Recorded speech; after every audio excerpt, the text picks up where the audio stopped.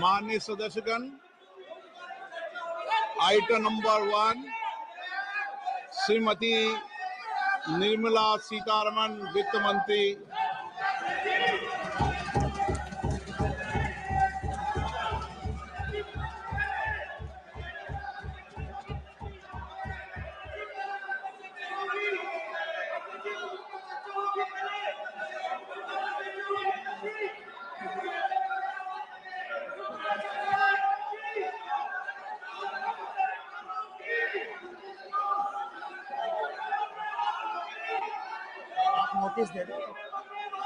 सदस्यगण, budget के बाद राज्यपाल अभिभाषण में आपको पर्याप्त अवसर दूंगा। मेरा आपसे निवेदन है, नहीं माननीय अखिलेश जी, आपने संसद की मर्यादा को आप बना के रखें। कभी बजट भाषण के अंदर इस तरीके का नहीं हुआ, ये उचित नहीं है, ये उचित नहीं है। अखिलेश जी प्लीज, मैं आपको मौका दूंगा राज्यपाल अभिभाषण पे, प्लीज। नो, ये तरीका ठीक नहीं है। No,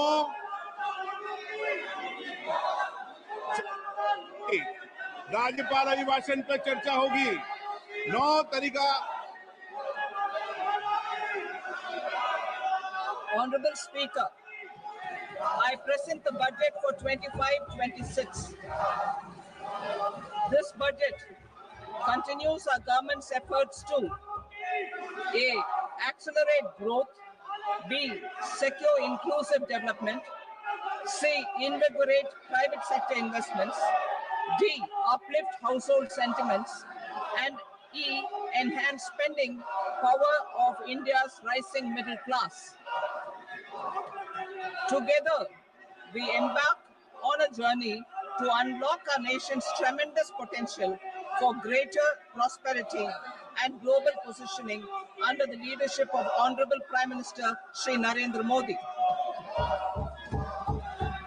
As we complete the first quarter of the 21st century, continuing geopolitical headwinds suggest lower global economic growth over the medium term. However, our aspiration for a Vikasit Bharat inspires us, and the transformative work we have done during our government's first 2 terms guides us to march forward resolutely. Our economy is the fastest growing among all major economies. Our development track record for the past 10 years and structural reforms have drawn global attention. Confidence in India's capability and potential has only grown in this period. We see the next 5 years as a unique opportunity to realize Sabka Vikas, stimulating balanced growth of all regions. The great Telugu poet and playwright Gurujada Apparao had said, "Deshamante matti kadoy, deshamante manushuloy," meaning a country is not just its soil, a country is its people.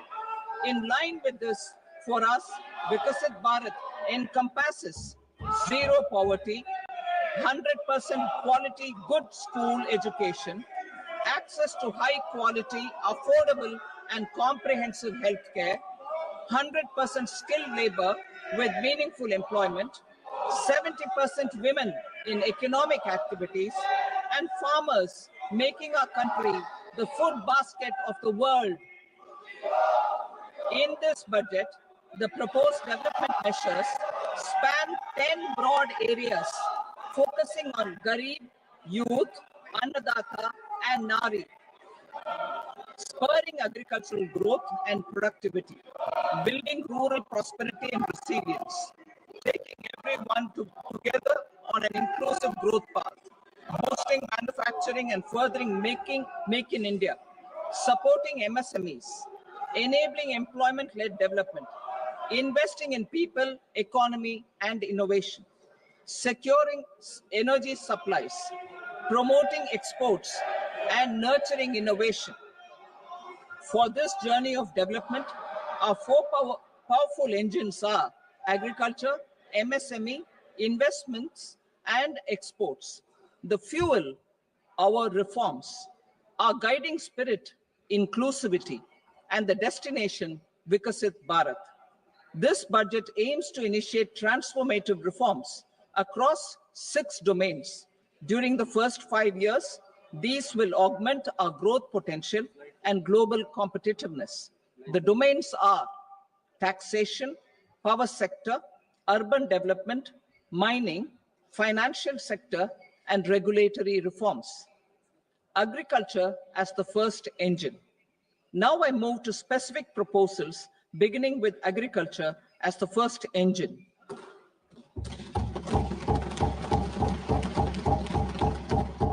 Prime Minister Dhan Dhanya Krishi Yojana, developing agri-districts program.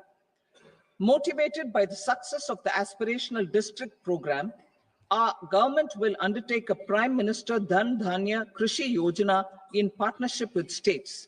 Through the convergence of existing schemes and specialized measures, the program will cover 100 districts with low productivity, moderate crop intensity, and below average credit parameters. It aims to 1. Enhance agricultural productivity, 2.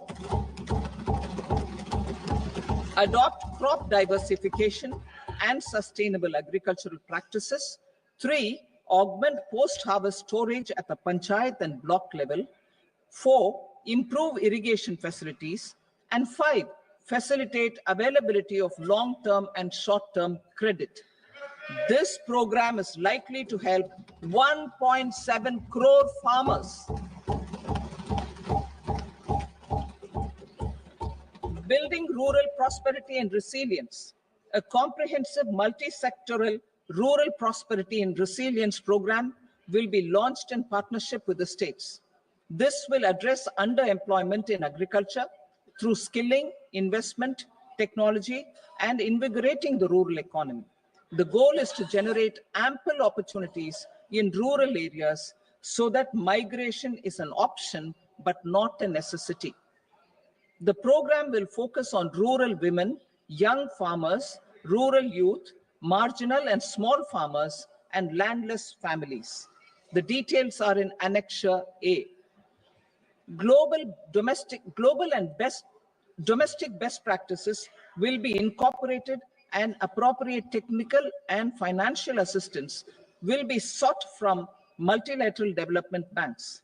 In phase 1, 100 developing agri-districts will be covered. Atmanirbharta in pulses. Our government is implementing the National Mission for Edible Oilseed for achieving Atmanirbharta in edible oils. Our farmers have the capability to grow enough for our needs and more. 10 years ago, we made concerted efforts and succeeded in achieving near self-sufficiency in pulses. Farmers responded to the need by increasing the cultivated area by 50%, and government arranged for procurement and remunerative prices. Since then, with rising incomes and better affordability, our consumption of pulses has increased significantly. Our government will now launch a 6-year mission for Atmanirbharta in pulses with a special focus on Tuar, Urad, and Masoor. Details are in Annexure B. Central agencies such as NAFED and NCCF will be ready to procure these 3 pulses as much as offered during the next 4 years from farmers who register with these agencies and enter into agreements. Comprehensive program for vegetables and fruits. It is encouraging that our people are increasingly becoming aware of their nutritional needs. It is a sign of a society becoming healthier. With rising income levels, the consumption of vegetables, fruits, and Sri Anna is increasing significantly. A comprehensive program to promote production, efficient supplies, processing, and remunerative prices for farmers will be launched in partnership with the states. Appropriate institutional mechanisms for implementation and participation of farmer producer organizations and cooperatives will be set up. Makhana board in Bihar. For this, there is a special opportunity for the people of Bihar. A Makhana board will be established in the state to improve production, processing, value addition, and marketing of Makhana. The people engaged in these activities will be organized into FPOs. The board will provide hand-holding and training support to Makhana farmers and will also work to ensure they receive the benefits of all relevant government schemes. A national mission on high-yielding seeds will be launched, aimed at 1. Strengthening research ecosystem, 2. Targeted development and propagation of seeds with high yield, pest resistance, and climate resilience, and 3. Commercial availability of more than 100 seed varieties released since July 2024.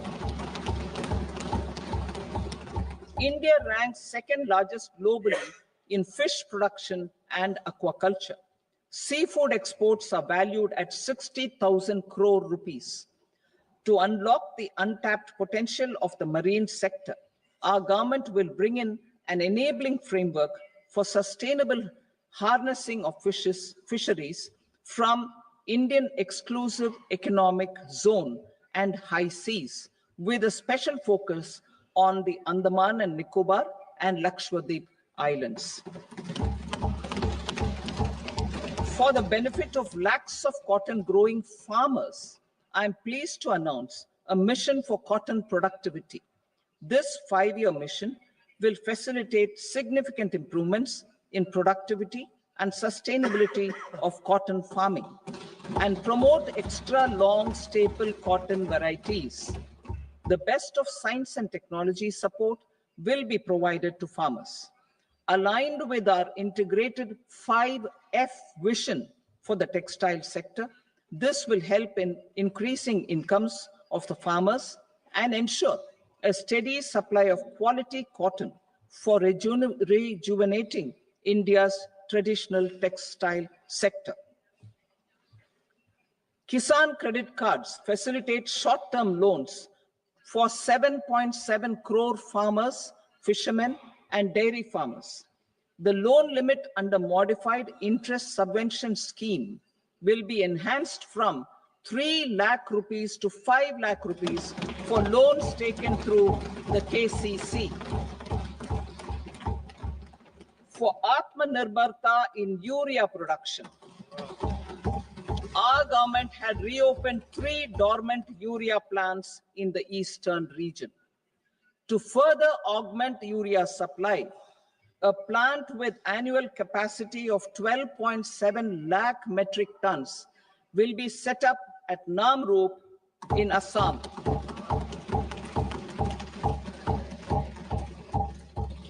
India Post, with 1.5 lakh rural post offices, complemented by the India Post Payment Bank and a vast network of 2.4 lakh Dak Sevaks, will be repositioned to act as a catalyst for the rural economy.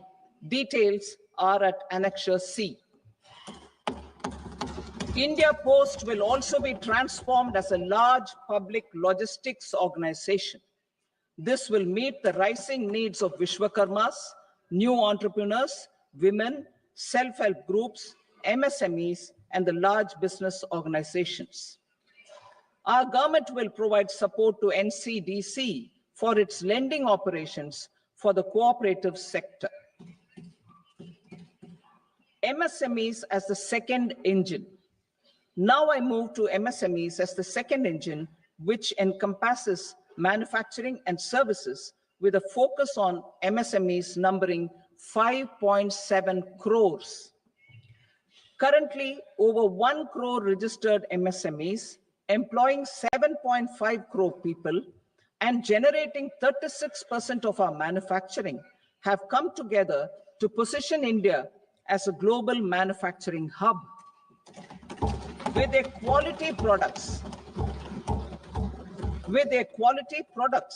These MSMEs are responsible for 45% of our exports. To help them achieve higher efficiencies of scale, technological upgradation, and better access to capital, the investment and turnover limits for classification of all MSMEs will be enhanced to 2.5 and 2 times respectively. This will give them the confidence to grow and generate employment for our youth. The details are given in Annexure D. To improve access to credit, the credit guarantee cover will be enhanced. First, micro enterprises from 5 crore to 10 crore rupees, leading to additional credit of 1.5 lakh crores in the next 5 years.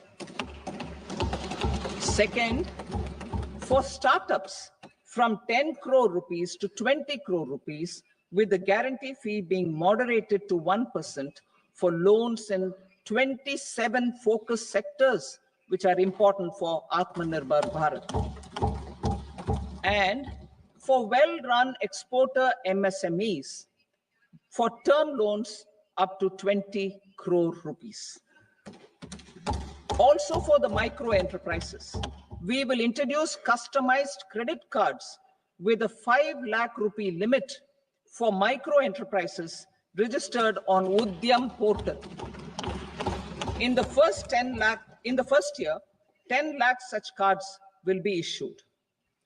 Fund of funds for startups. The alternate investment fund, AIFs, for startups have received commitments of more than 91,000 crores rupees. These are supported by the fund of funds set up with the Government of India's contribution of 10,000 crore rupees.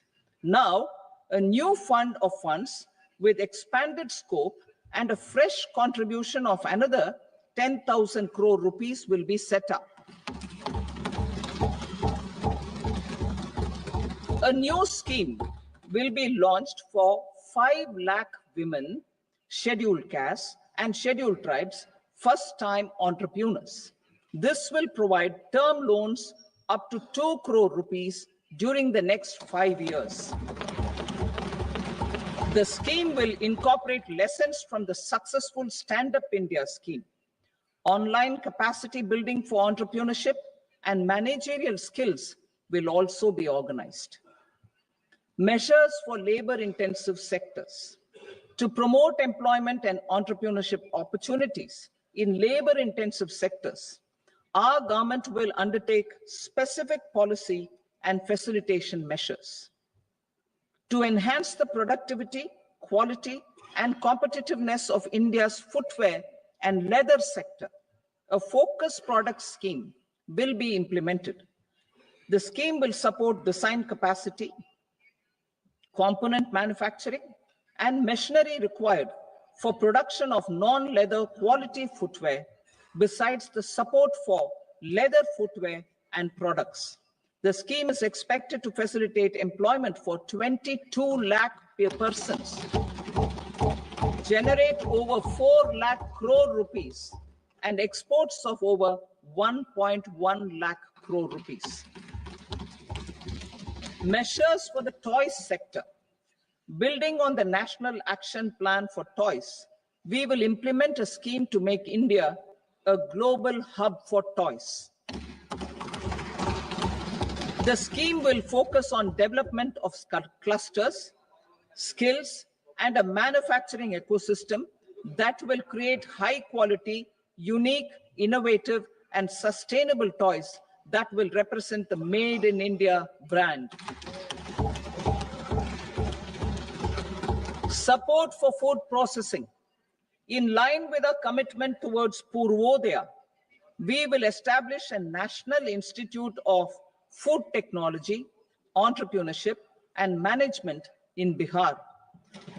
The institute will provide a strong fillip to food processing activities in the entire eastern region. This will result in 1. Enhanced income for the farmers through value addition to their produce. And two, skilling entrepreneurship and employment opportunities for the youth. Manufacturing mission, furthering Make in India. Our government will set up a national manufacturing mission covering small, medium, and large industries for furthering Make in India by providing policy support, execution roadmaps, governance, and monitoring framework for central ministries and states. Details are in Annexure E. Given our commitment to climate-friendly development, the mission will also support clean tech manufacturing. This will aim to improve domestic value addition and build our ecosystem for solar PV cells, EV batteries, motors and controllers, electrolyzers, wind turbines, very high voltage transmission equipment, and grid scale batteries. Investment as the third engine. Now I move to investment as the third engine, which encompasses investing in people, investing in the economy, and investing in innovation. Investing in people. Saksham Anganwadi and Poshan 2.0.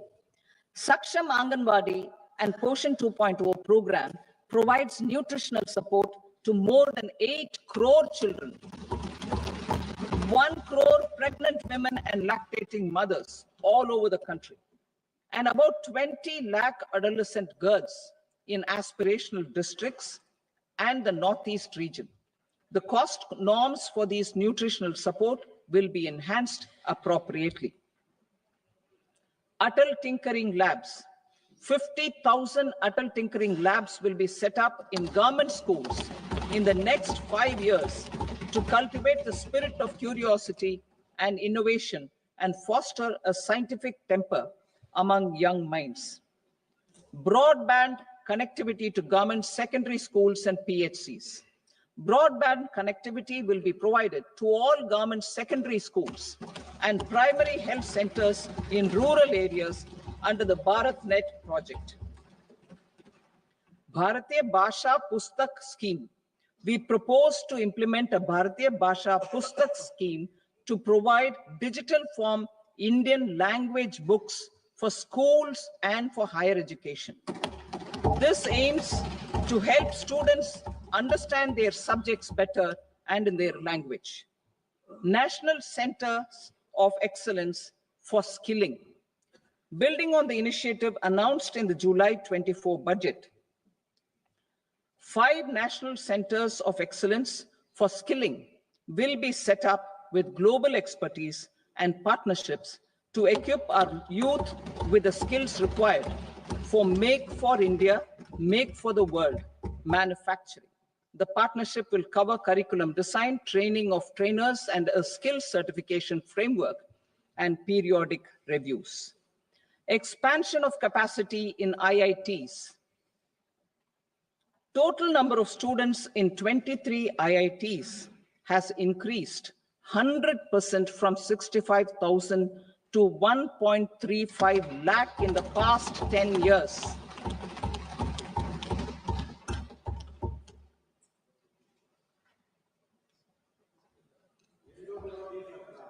Additional infrastructure will be created in the 5 IITs started after 2014 to facilitate education for 6,500 more students. Hostel and other infrastructure capacity at IIT Patna will also be expanded.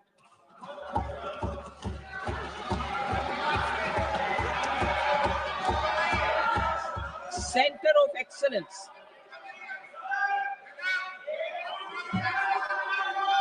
Center of Excellence in AI for Education.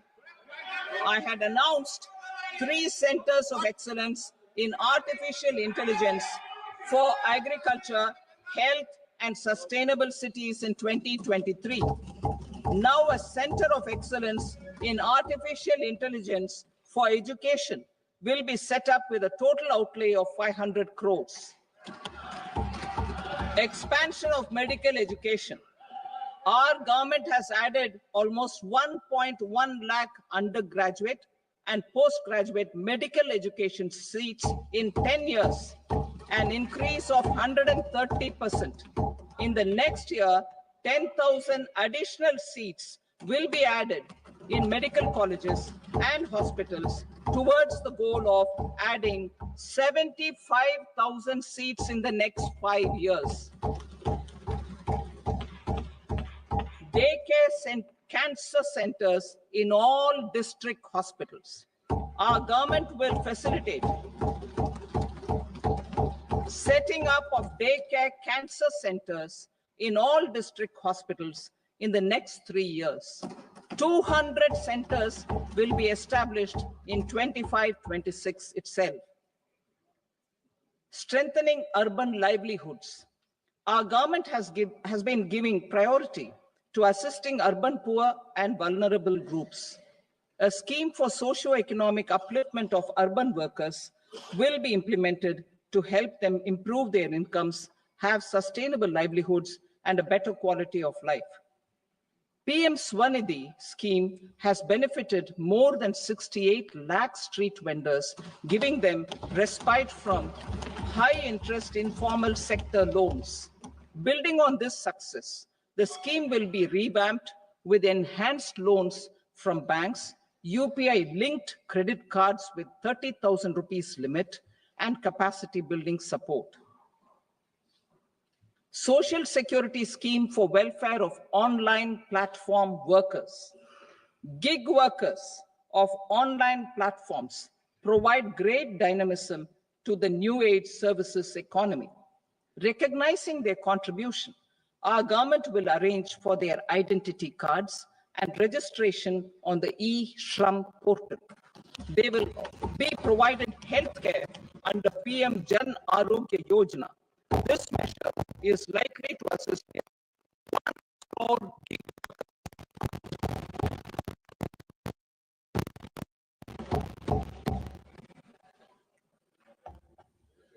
investing in the economy. Public-private partnership in infrastructure. Each infrastructure-related ministry will come up with a 3-year pipeline of projects that can be implemented in PPP mode. States will also be encouraged to do so and can seek support from the India Infrastructure Project Development Fund, which is a scheme to prepare PPP proposals. Support to states for infrastructure. An outlay of 1.5 lakh crore is proposed for the 50-year interest-free loans to states for capital expenditure and incentives for reforms. Building on the success of the first asset monetization plan announced in 2021, the second plan for 2025 to 30 will be launched to plow back capital of 10 lakh crore in new projects. Regulatory and fiscal measures will be fine-tuned to support the plan. Jal Jeevan Mission. Since 2019, 15 crore households representing 80% of India's rural population have been provided access to portable tap water connections. To achieve 100% coverage, I am pleased to announce the extension of this mission until 2028 with an enhanced total outlay.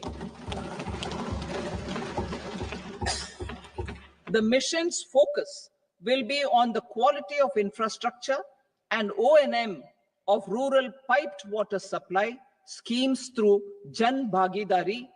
A separate MOU or separate MOUs will be signed with the states and union territories to ensure sustainability and citizen-centric water services delivery. Urban sector reforms. Building on the July budget proposals, urban sector reforms related to governance, municipal services, urban land, and planning will be incentivized. Urban Challenge Fund.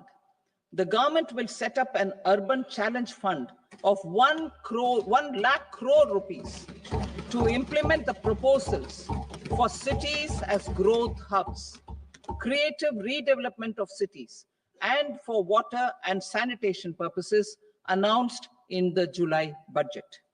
This fund will finance up to 25% of the cost of bankable projects, with a stipulation that at least 50% of the cost is funded from bonds, bank loans, and PPPs. An allocation of 10,000 crore is proposed in 2025-26. Power sector reforms. We will incentivize electricity distribution reforms and augmentation of intra-state transmission capacity by states. This will improve financial health and capacity of electricity companies. Additional borrowing of 0.5% of GSDP will be allowed to states contingent on these reforms. Nuclear energy mission for Vikasit Bharat. Development of at least 100 gigawatt of nuclear energy by 2047 is essential for our energy transition efforts. For an active partnership with the private sector towards this goal, amendments to the Atomic Energy Act and the Civil Liability for Nuclear Damage Act will be taken up. A nuclear energy mission for research and development of small modular reactors with an outlay of 20,000 crore will be set up. At least 5 indigenously developed small modular reactors will be operationalized by 2033. Shipbuilding. The shipbuilding financial assistance policy will be revamped to address cost disadvantages. This will also include credit notes for shipbreaking in Indian yards to promote the circular economy. Large ships above a specified size will be included in the infrastructure harmonized master list. Shipbuilding clusters will be facilitated to increase the range, categories, and capacity of ships. This will include additional infrastructure, facilities, skilling, and technology to develop the entire ecosystem. Maritime Development Fund. For long-term financing for the maritime industry, a Maritime Development Fund with a corpus of 25,000 crore rupees will be set up. Distributed support and promoting competition. This will have a 49% contribution by the government, and the balance will be mobilized from ports and from private sector. UDAN regional connectivity schemes. UDAN has enabled 1.5 crore middle-class people to meet their aspirations for speedier travel. The scheme has connected 88 airports, and operationalized 619 routes. Inspired by that success, a modified UDAN scheme will be launched to enhance regional connectivity to 120 new destinations and carry 4 crore passengers in the next 10 years. 4 crore additional passengers in the next 10 years. The scheme will also support helipads and smaller airports in hilly, aspirational, and northeast regional districts. Greenfield airports will be facilitated in Bihar to meet the future needs of the state. These will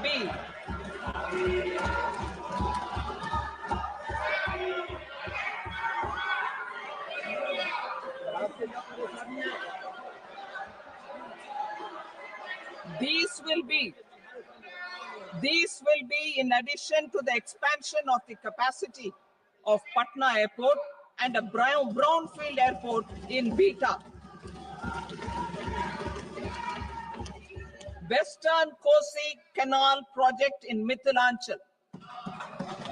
Financial support will be provided for the Western Kosi Canal ERM project benefiting a large number of farmers cultivating over 50,000 hectares of land in the Mithilanchal region of Bihar. Mining sector reforms. Mining sector reforms, including those for minor minerals, will be encouraged through sharing of best practices and institutions of a state mining index. A policy for recovery of critical minerals from tailings will be brought out. Under the special window for affordable and mid-income housing, SWAMI, 50,000 dwelling units in stressed housing projects have been completed and keys handed over to home buyers. Another 40,000 units will be completed in 2025, further helping middle-class families who are paying EMIs on loans taken for apartments while also paying rent for their current dwellings. Building on this success, SWAMI Fund 2 will be established as a blended finance facility with contribution from the government, banks, and private investors. This fund of 15,000 crore rupees will aim for expeditious completion of another 1 lakh units. PM Gati Shakti data for private sector. For furthering PPPs and assisting the private sector in project planning, access to relevant data and maps from the PM Gati Shakti portal will be provided. Tourism for employment-led growth. Top 50 tourist destination sites in the country will be developed in partnership with states through a challenge mode. Land for building key infrastructure will have to be provided by the states. Hotels in these destinations will be included in the infrastructure harmonized list. The following measures will be taken for facilitating employment-led growth. Organizing intensive skill development programs for our youth, including in institutes of hospitality management. Providing mudra loans for homestays. Improving ease of travel and connectivity to tourist destinations. Providing performance-linked incentives to states for effective destination management, including tourist amenities, cleanliness, and marketing efforts. And introducing streamlined e-visa facilities along with visa fee waivers for certain tourist groups. Continuing with the emphasis on places of spiritual and religious significance, in the July budget, there will be a special focus on destinations related to the life and times of Lord Buddha. Medical tourism and heal in India. Medical tourism and heal in India will be promoted in partnership with the private sector, along with capacity building and easier visa norms. Investing in innovation. To implement private sector-driven research, development, and innovation initiatives announced in the July budget, I am now allocating 20,000 crore rupees for this purpose. A deep tech fund of funds will also be explored to catalyze the next generation startups as a part of this initiative. In the next 5 years, under the PM Research Fellowship Scheme, we will provide 10,000 fellowships for technological research in IITs and IISc with enhanced financial support. The second gene bank with 10 lakh germplasm lines will be set up for future food and nutritional security. This will provide conservation support to both public and private sectors for genetic resources.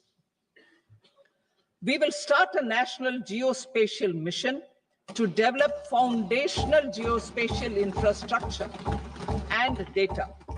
Using PM Gati Shakti, this mission will facilitate modernization of land records, urban planning, and design of infrastructure projects. A Gyan Bharatam mission for survey, documentation, and conservation of our manuscript heritage with academic institutions, museums, libraries, and private collectors will be undertaken to cover more than 1 crore manuscripts. We will set up a national digital repository of Indian knowledge systems for knowledge sharing. Now I move to exports as the fourth engine. We will set up an export promotion mission with sectoral and ministerial targets driven jointly by the Ministries of Commerce, MSME, and Finance. It will facilitate easy access to export credit, cross-border factoring support, support to MSMEs to tackle non-tariff measures in overseas markets. A digital public infrastructure, Bharat Trade Net, for international trade will be set up as a unified platform for trade documentation and financing solutions.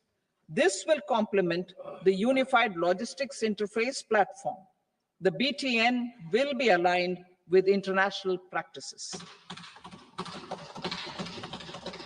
Support will be provided to develop domestic manufacturing capacities for our economy's integration with global supply chains. Sectors will be identified based on objective criteria.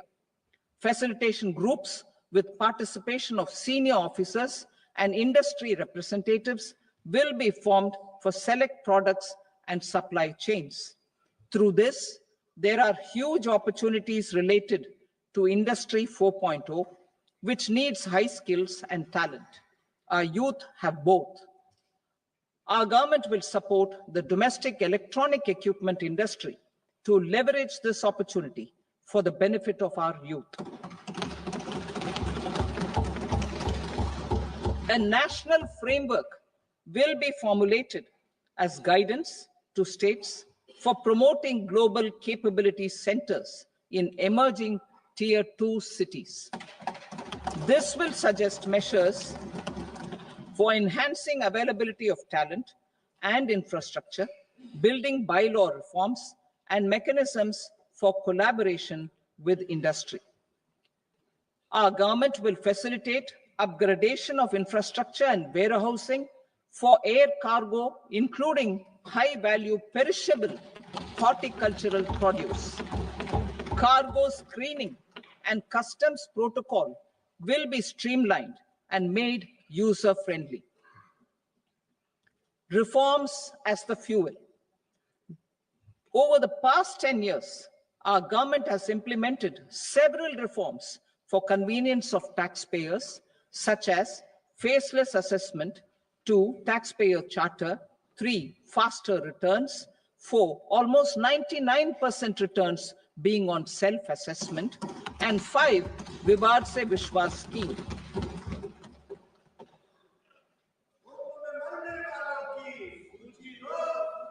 Continuing these efforts, I reaffirm the commitment of the tax department to trust first, scrutinize later. I also propose to introduce the new income tax bill next week. I will detail the indirect tax reforms and changes in direct taxes in Part B. Financial sector reforms. The FDI limit for the insurance sector will be raised from 74 to 100%. This enhanced limit will be available for those companies which invest the entire premium in India. The current guardrails and conditionalities associated with foreign investment will be reviewed and simplified.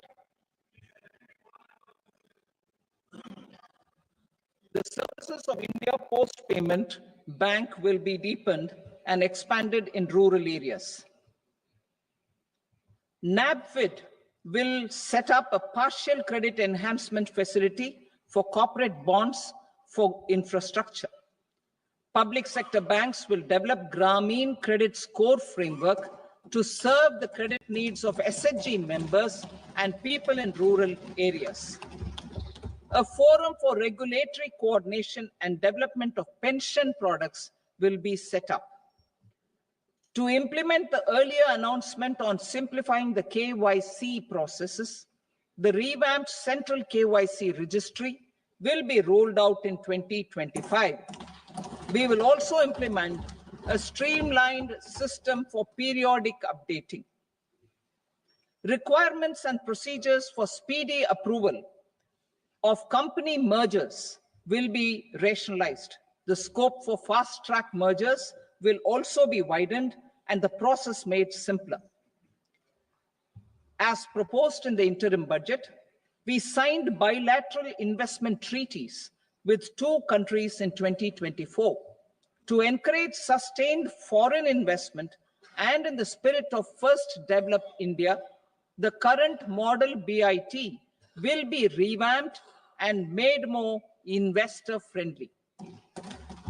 In the last 10 years, in several aspects, including financial and non-financial, our government has demonstrated a steadfast commitment to ease of doing business.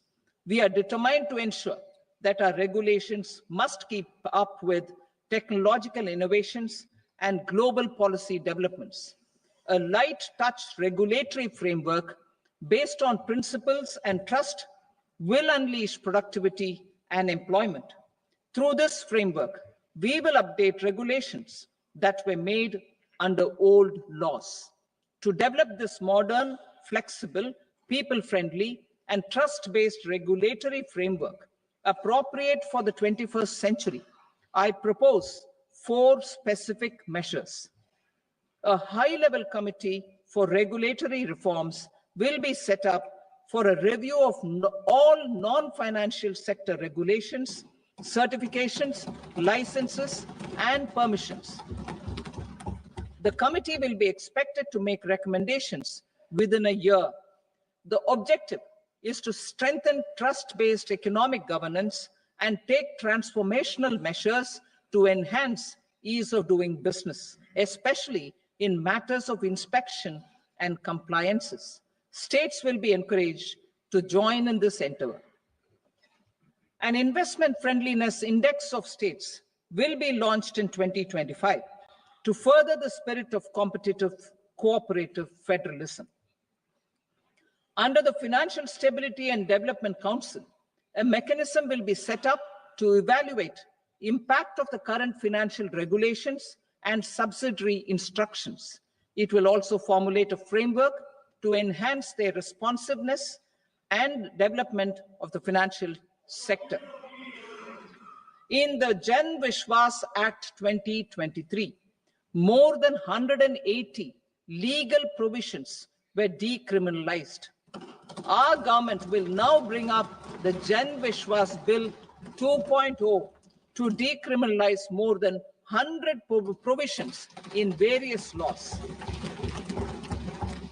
I now move to fiscal policy. In the July budget, I had committed to staying the course for fiscal consolidation. Our endeavor will be to keep the fiscal deficit each year such that central government debt remains on a declining path as a percentage of the GDP. The roadmap for the next 6 years has been detailed in the FRBM statement. Revised estimates for 2024-25. The revised estimate of the total receipts other than borrowings is 31.47 lakh crore rupees, of which the net tax receipts are 25.57 lakh crore rupees. The revised estimate of the total expenditure is 47.16 lakh crore rupees, of which the capital expenditure is about 10.18 lakh crore rupees. The revised estimate of the fiscal deficit is 4.8% of the GDP. Budget estimates for 25-26. Coming to 25-26, the total receipts other than borrowings and total expenditure are estimated at 34.96 lakh crore rupees and 50.65 lakh crore rupees respectively. The net tax receipts are estimated at 28.37 lakh crore rupees. The fiscal deficit is estimated to be 4.4% of deficit. The net market borrowings from dated securities are estimated at 11.54 lakh crore. The balance financing is expected to come from small savings and other sources. The gross market borrowings are estimated at 14.82 lakh crore rupees. I will now move to part B. Indirect taxes. My proposals relating to customs aim to rationalize tariff structure and address duty inversion. These will also support domestic manufacturing and value addition, promote exports, facilitate trade, and provide relief to common people. Rationalization of customs tariff structure for industrial goods. As a part of comprehensive review of customs rate structure announced in July 2024 budget, I propose to 1. Remove 7 tariff rates. This is over and above the 7 tariff rates removed in 23-24 budget. After this, there will be only 8 remaining tariff rates, including 0 rate. 2. Apply appropriate cess to broadly maintain effective duty incidence, except on a few items where such incidence will reduce marginally. 3. Levy not more than 1 cess or surcharge. Therefore, I propose to exempt social welfare surcharge on 82 tariff lines that are subject to a cess. I shall now take up sector-specific proposals.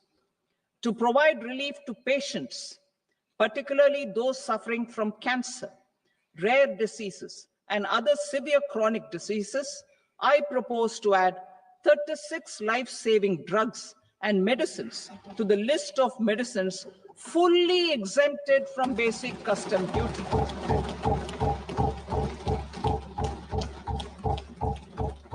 I also propose to add 6 life-saving medicines to the list attracting concessional custom duty of 5%. Full exemption and concessional duty will also respectively apply on the bulk drugs for manufacture of the above. Specified drugs and medicines under patient assistance programs run by the pharmaceutical companies are fully exempt from BCD, provided the medicines are supplied free of cost to the patients. I propose to add 37 more medicines along with 13 new patient assistance programs. Support to domestic manufacturing and value addition. Critical minerals. In the July 2024 budget, I had fully exempted BCD on 25 critical minerals that are not domestically available. I had also reduced BCD of 2 other such minerals to provide a major fillip to their processing, especially by MSMEs. Now, I propose to fully exempt cobalt powder and waste, the scrap of lithium-ion battery, lead, zinc, and 12 more critical minerals. This will help secure the availability for manufacturing in India and promote more jobs for our youth. To promote domestic production of technical textile products, such as agro-textiles, medical textiles, and geotextiles at competitive prices, I propose to add 2 more types of shuttle-less looms to the list of fully exempted textile machinery. I also propose to revise the BCD rate on knitted fabrics covered by 9 tariff lines from 10 or 20 to 20% or 115 rupees per kg, whichever is higher. Electronic goods. In line with our Make in India policy and to rectify inverted duty structure, I propose to increase the BCD on interactive flat panel display from 10% to 20% and reduce the BCD to 5% on open cell and other components. In 23-24 budget, for the manufacture of open cells of LCD, LED TVs, I had reduced the BCD on parts of open cells from 5% to 2.5%. To further boost the manufacture of such open cells, the BCD on these parts will now stand exempted. Lithium-ion battery. To the list of exempted capital goods, I propose to add 35 additional capital goods for EV battery manufacturing and 28 additional capital goods for mobile phone battery manufacturing. This will boost domestic manufacture of lithium-ion batteries, both for mobile phones and for electric vehicles. Shipping sector. Considering that shipbuilding has a long gestation period, I propose to continue the exemption of BCD on raw materials, components, consumables, or parts for the manufacture of ships for another 10 years.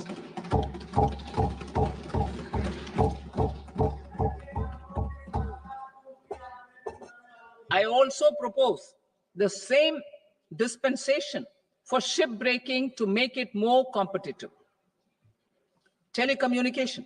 To prevent classification disputes, I propose to reduce the BCD from 20% to 10% on carrier-grade Ethernet switches to make it at par with non-carrier-grade Ethernet switches.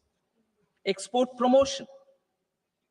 To facilitate exports of handicrafts, I propose to extend the time period for export from 6 months to 1 year, further extendable by another 3 months if required. I also propose to add 9 items to the list of duty-free inputs. Leather sector. I propose to fully exempt BCD on wet blue leather to facilitate imports for domestic value addition and employment. I also propose to exempt crust leather from 20% export duty to facilitate exports by small tanners. Marine products. To enhance India's competitiveness in the global seafood market, I propose to reduce BCD from 30% to 5% on frozen fish paste, surimi, for manufacture and export of its analog products. I also propose to reduce BCD from 15% to 5% on fish hydrolysates for manufacture of fish and shrimp feed. In July 2024 budget, to promote development of domestic MROs for aircraft and ships, I had extended the time limit for export of foreign origin goods that were imported for repairs from 6 months to 1 year and further extendable by 1 year. I now propose to extend the same dispensation for railway goods. Time limit for provisional assessment. Presently, the Customs Act 1962 does not provide any time limit to finalize provisional assessments, leading to uncertainty and cost to trade. As a measure of promoting ease of doing business, I propose to fix a time limit of 2 years, extendable by a year, for finalizing the provisional assessment. I propose to introduce a new provision that will enable importers or exporters, after clearance of goods, to voluntarily declare material facts and pay duty with interest but without penalty. This will incentivize voluntary compliance. However, this will not apply in cases where department has already initiated audit or investigation proceedings. For industry to better plan their imports, I propose to extend the time limit for the end use of imported inputs in the relevant rules from 6 months to 1 year. This will provide operational flexibility in view of cost and uncertainty of supply. Further, such importers will now have to file only quarterly statements instead of a monthly statement.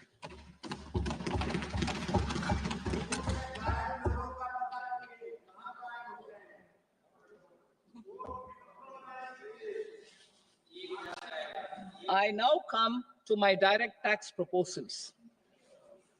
In Part A, I have briefly underlined taxation reforms as one of key reforms to realize our vision of Vikasit Bharat. In respect of criminal law, our government had earlier ushered in Bharatiya Nyaya Sanhita, replacing Bharatiya Danda Sanhita. I am happy to inform this August House and the country that for new income tax bill will carry forward the same spirit of Nyaya in its drafting as well. The new bill will be clear and direct in text, with close to half of the present law in terms of both chapters and words. It will be simple to understand for taxpayers and tax administrators, leading to tax certainty and reduced litigation. Reforms, however, are not a destination. They are means to achieve good governance for our people and economy.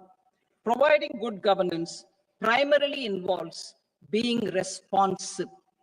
The Tirukural captures this in verse 542, which reads, Vanoki varum ulagallam, mannavan kol noki varum kudi. Meaning, just as the living beings live expecting rains, citizens live expecting good governance. Our government is committed to keeping an ear to the ground and a finger on the pulse and responding while balancing our national building efforts.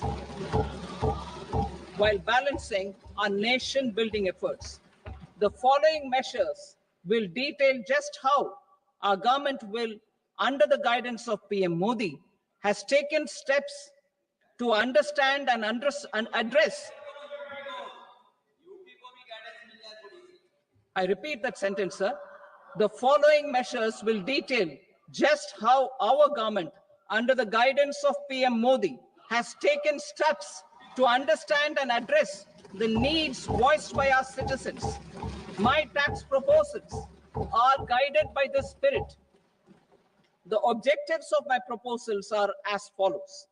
Personal income tax reforms with special focus on middle class. Rationalization of TDS and TCS for easing difficulties. Encouraging voluntary compliance. Reducing compliance burden. Ease of doing business, employment and investment. I will come to my proposal on personal income tax towards the end. TDS and TCS, rationalization for easing difficulties. I propose to rationalize tax deduction at source, TDS, by reducing the number of rates and thresholds above which TDS is deducted. Further, threshold amounts for tax deduction will be increased for better clarity and uniformity. The limit for tax deduction on interest for senior citizens is being doubled from the present 50,000 rupees to 1 lakh rupees.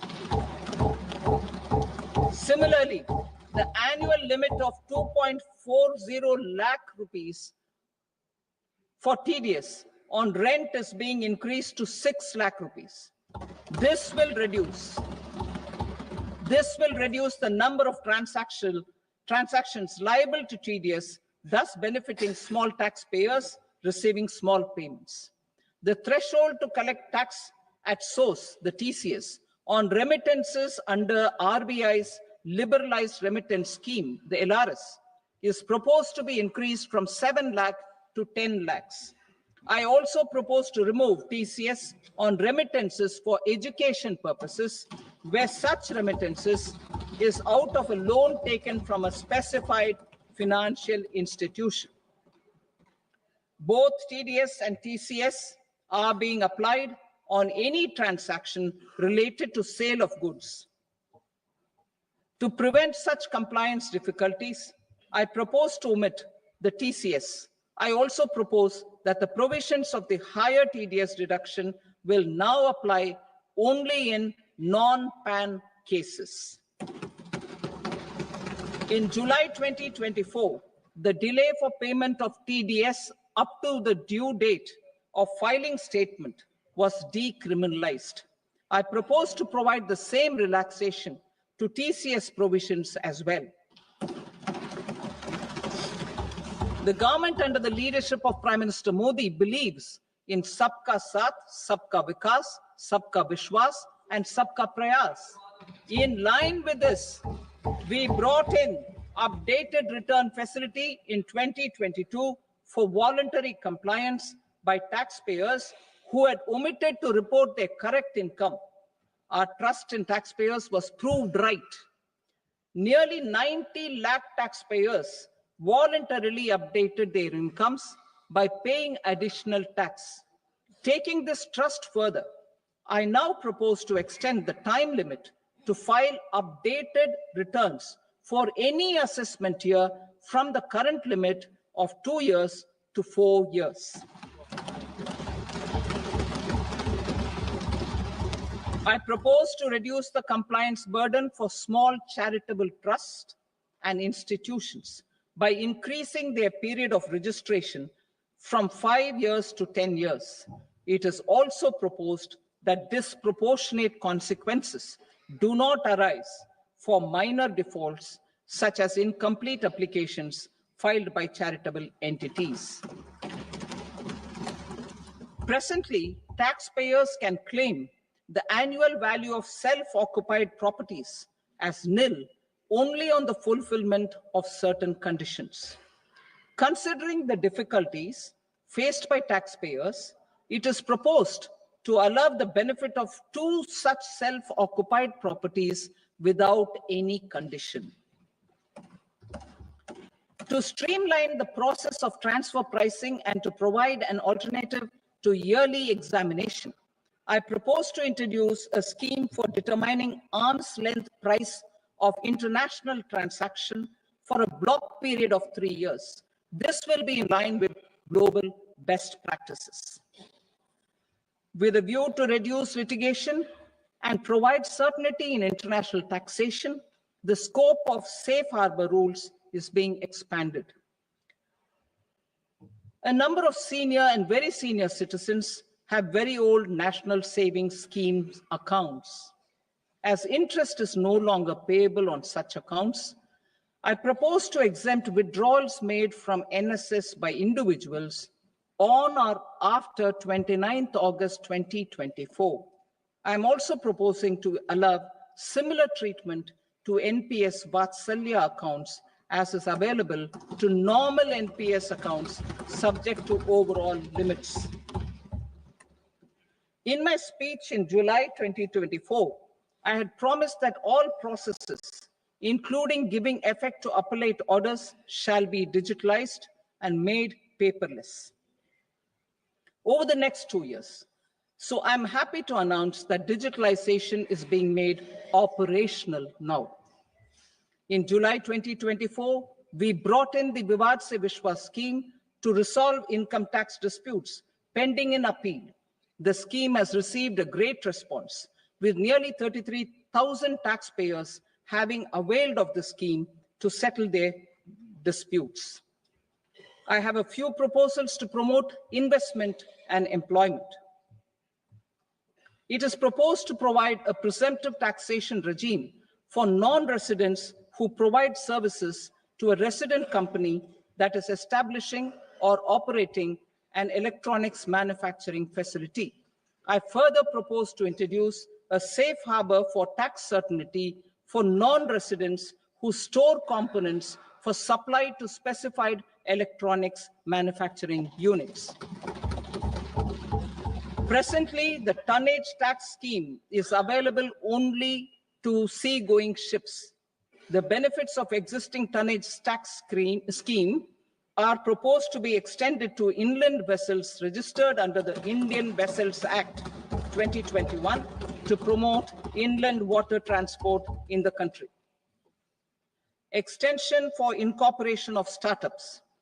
We continue to support the Indian startup ecosystem.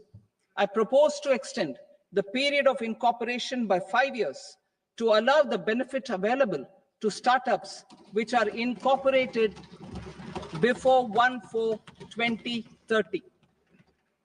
In order to attract and promote additional activities in the IFSC, I am inter alia proposing specific benefits to ship leasing units, insurance offices, and treasury centers of global companies which are set up in IFSC. Further, to claim benefits, the cutoff date for commencement in IFSC has also been extended by 5 years to 31/3/2030. Category 1 and Category 2 AIFs are undertaking investments in infrastructure and other such sectors. I propose to provide certainty of taxation to these entities on the gains from securities, to promote funding from sovereign wealth funds and pension funds to the infrastructure sector. I propose to extend the date of making an investment by 5 more years up to 31st March 2030.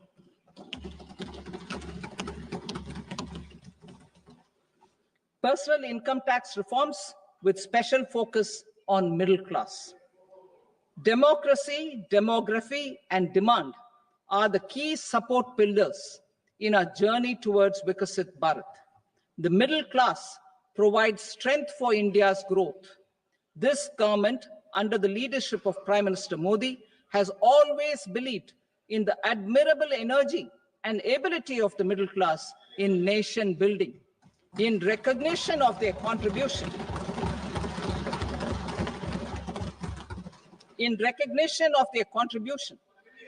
we have periodically reduced their tax burden.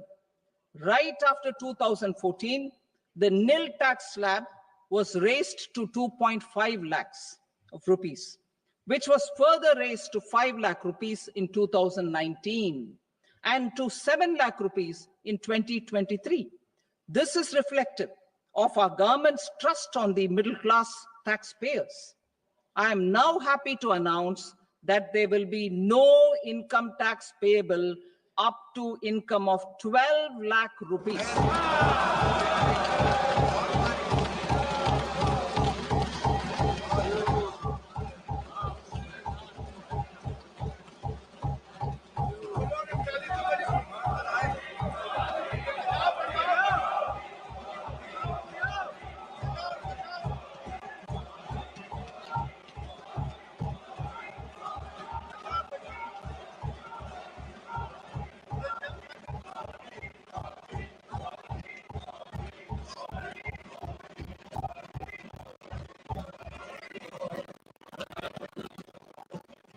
So, average income of 1 lakh per month other than the special rate income such as capital gains under the new regime.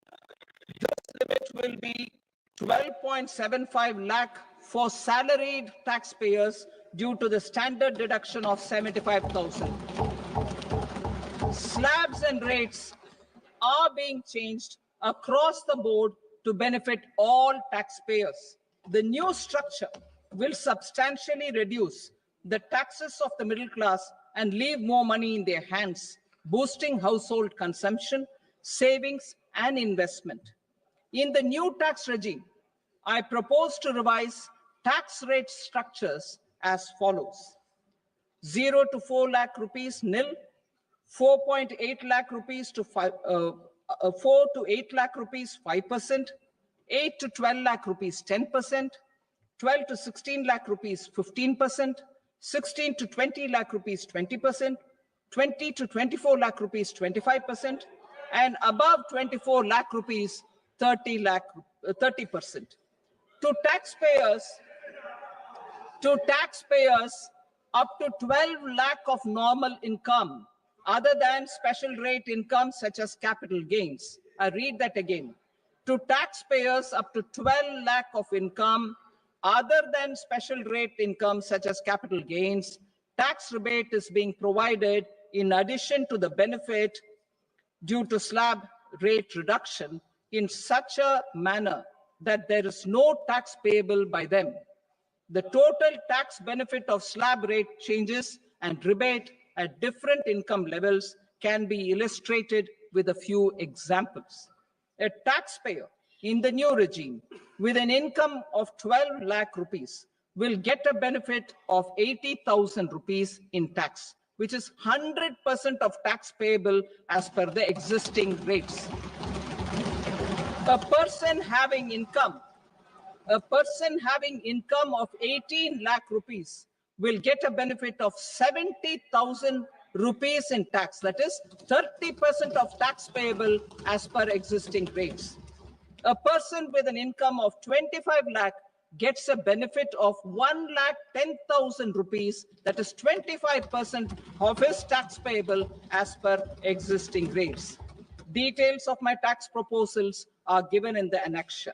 As a result of these proposals, Honorable Speaker, sir, revenue of about 1 lakh crore in direct taxes and 2,600 crores in indirect taxes will be foregone. Mr. Speaker, sir, with this, I commend the budget to this august House.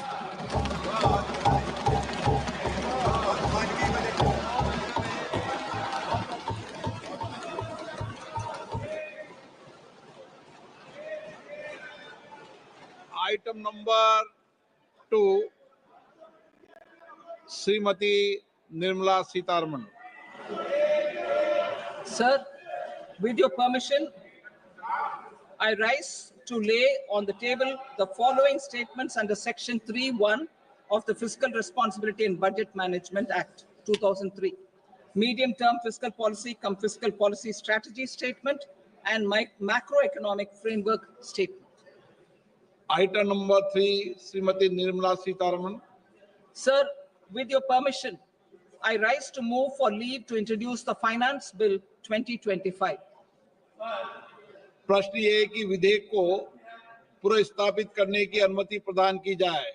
जो सदस्य इसके पक्ष में हाँ कहें, जो सदस्य विरोध में ना कहें। मेरे विचार में निर्णय हाँ वालों के पक्ष में हुआ, हाँ वालों के पक्ष में अनुमति प्रदान की जाती है। माननीय मंत्री जी, अब विधेयक को पुनर्स्थापित करें। Sir, I introduce the bill. Thank you. सभा की कार्रवाई सोमवार दिनांक 3 फरवरी 2025 को प्राप्त 11 बजे तक के लिए स्थगित की जाती है।